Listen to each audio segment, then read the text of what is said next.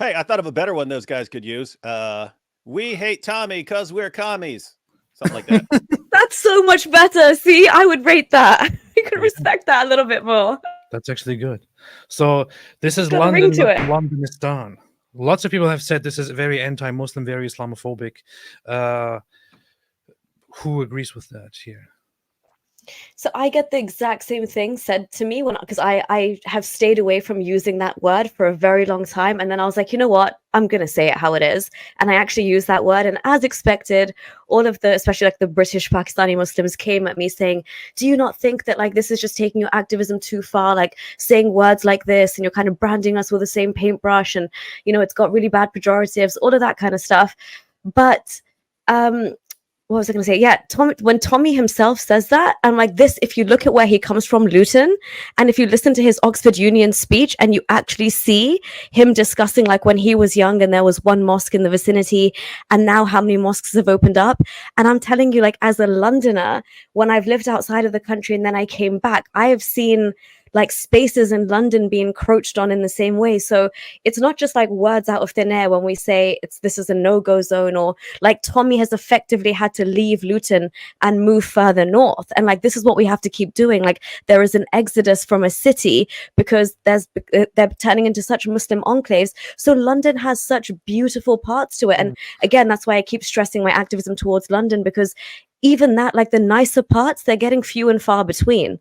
So yeah. Is this real? Is this real? This is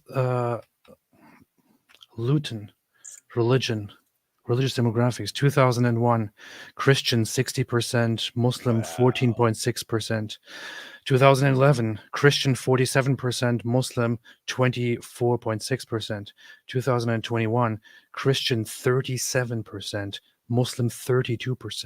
Are you freaking kidding me? Like, do you see why Tommy had to leave now? Like, even I was like, Tommy, I don't want to come near Luton to meet you. Like, and he's like, no, don't worry, this area is okay. Like, we're having to have these conversations. Wow, man, that's really, really messed up. Yeah, it was taken over. But then also, AP, just to give you like an indication of what's happening in our institution. So I went to a very, very liberal left-leaning university here in London.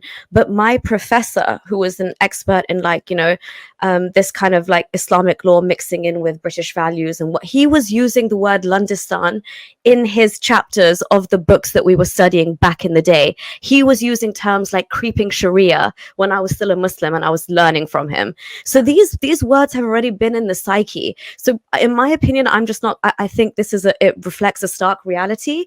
And I used to be like wary of using words and, you know, does that reflect a worse time in our society? Does that reflect them vilifying, let's say, at least British Pakistanis, because Londonistan is a complete play on, you know, like Pakistan or any of the stans that, let's say, you could just look down on as third world countries, backward, whatever.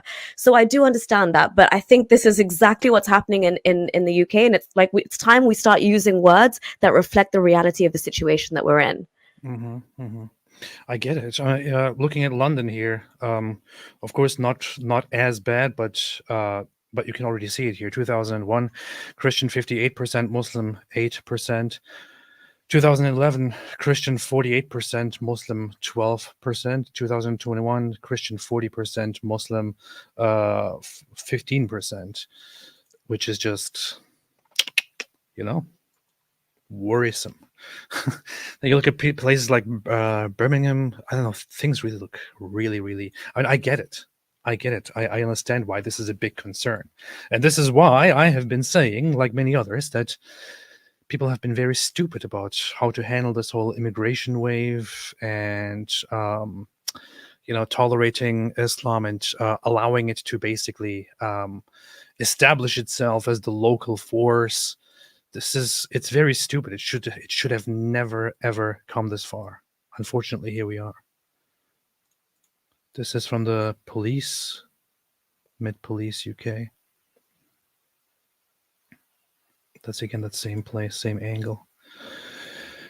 Crazy far right hooligan shit you're watching there, right? Do you see that? It's out of control. It's absolutely out of control. Yeah. The police was watching and hasn't reported any incidents, so that's good. That's good. There's a saying.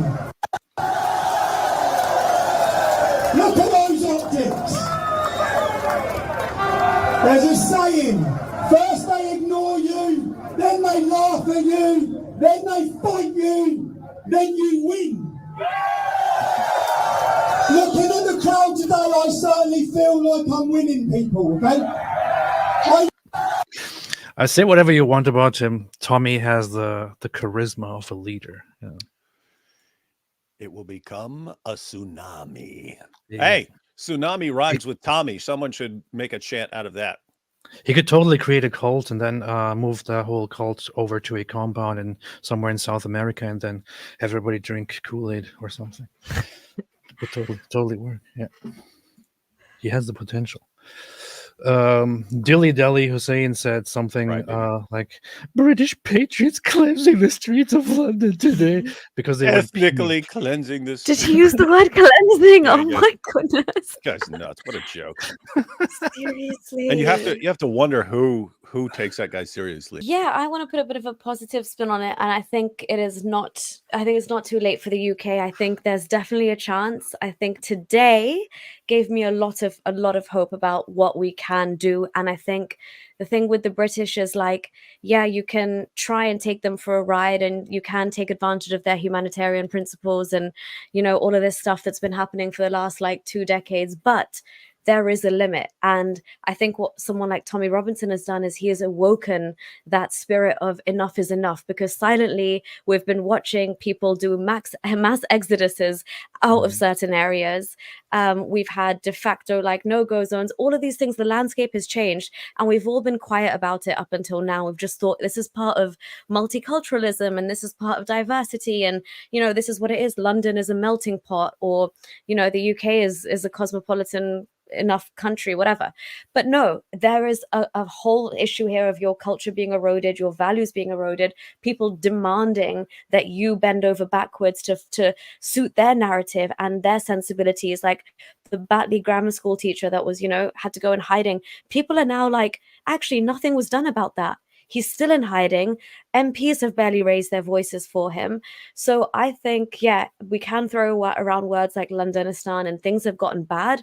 They've gotten really bad. But I think we are at the precipice where if we act now with the general elections coming up as well, people are like, shit, I actually need to vote because it will matter.